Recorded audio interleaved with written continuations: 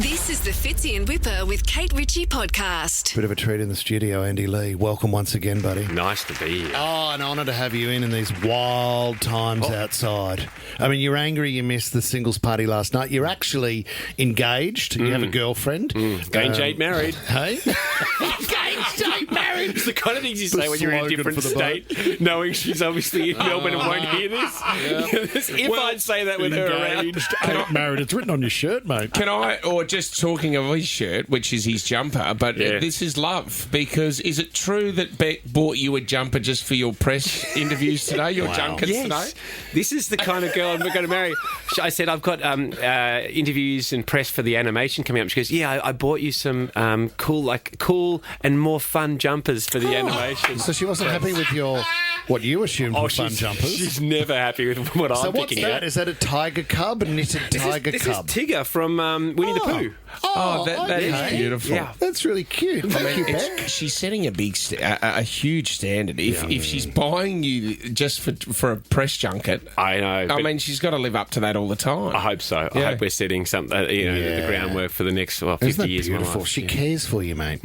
Now, can we talk about the show? Because I know how obsessed my kids with these books. All right, so your books are huge success. How many countries are they sold in? I don't know how many countries. They're in 35 languages. Unbelievable. So, there'd be a bunch of countries that are... So do not open this book. It was just massive, and I've sent you videos of me reading it with the kids, and the whole do not turn the next page, do not turn this page, and the kids are freaking out. Okay, don't you have to, Dad? Go on, what's there? Now it's a TV show. Yes. Awesome, because you've been working your bum off on this. Yeah, it's been a while. It's funny, like that idea of kids being too scared or not brave enough to keep going with the books, that was a bit harder to capture with the TV show because, parents normally read with their kids. When it comes to watching a show, they plonk them in front of it and they go off and do something else because it's that little bit of respite for parents. And so we needed to develop a character to kind of be that sure thing and help them through because some kids do get scared while watching it. And Denise Scott plays a tortoise. Great. Awesome. Which is just this Role kind of a lifetime. Yeah, exactly. She's thrilled. But she's that helping, trusting hand. I don't think there's any better voice to be able to help kids through it. Oh, can we have a listen? We've got a bit of the trailer, don't we, Jess? Excuse me? What are you doing? You can see from the sign over there. You're not meant to be watching this show. There are plenty of things you can watch, but this show is not one of them. Instead, you could watch that rock. I love it. So what other voices?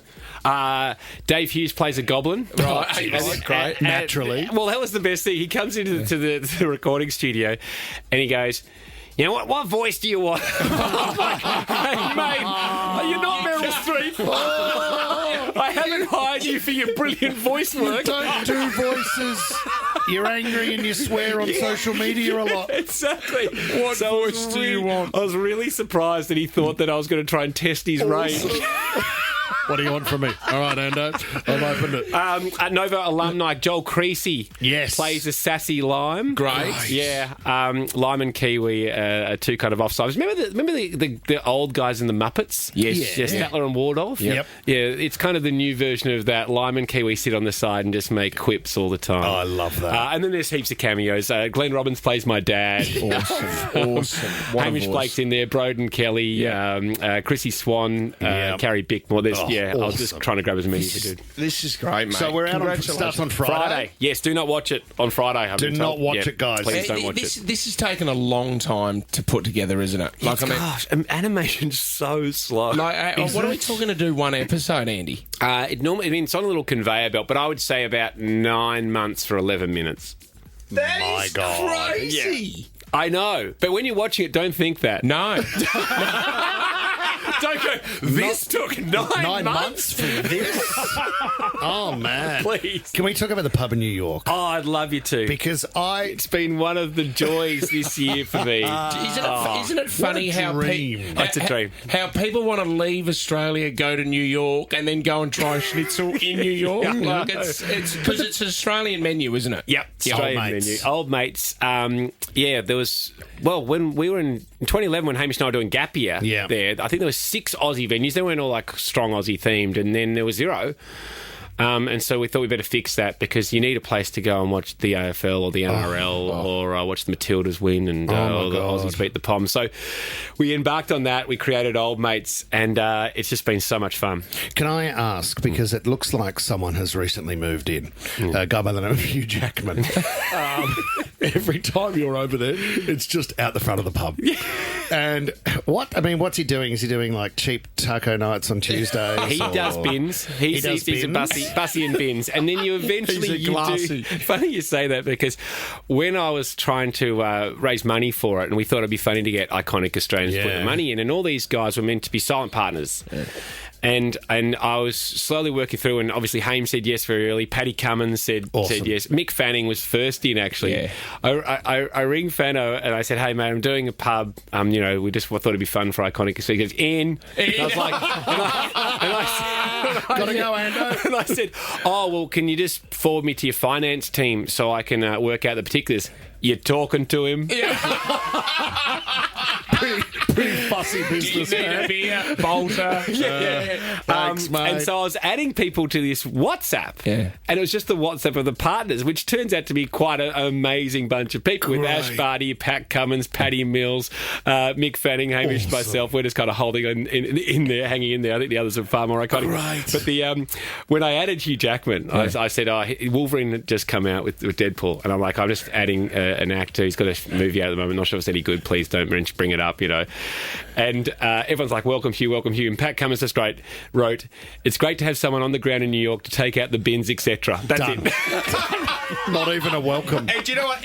Out of everyone in that group, Pat Cummins is the only one that could get away with that. Yeah, I agree. But I love the idea that you could walk in there and it would feel like if Hugh Jackman's not there, or there would be a seat at the bar or something to suggest that that's the Jackman spot. Well, I mean, what's been really exciting is Australians now going through New York go, "Oh, we'd like to do something there." And we got lucky with Dom Dollis reaching out the opening night and saying, "Hey, I'm playing Madison Square Garden. Wow. The next 2 nights, I could do something at your pub before, and I really love what you're doing." And so that set this platform of you never know what you're going to see. We just announced a huge Australian act who's going to play at the pub. Jet were just there as well. Jet were there DJing. But the Wiggles are playing this weekend. They just had De Niro at their gig. Did they? Yeah, yes. De Niro rocked up with his daughter. I think his 8th daughter. They might turn up to Old Mates.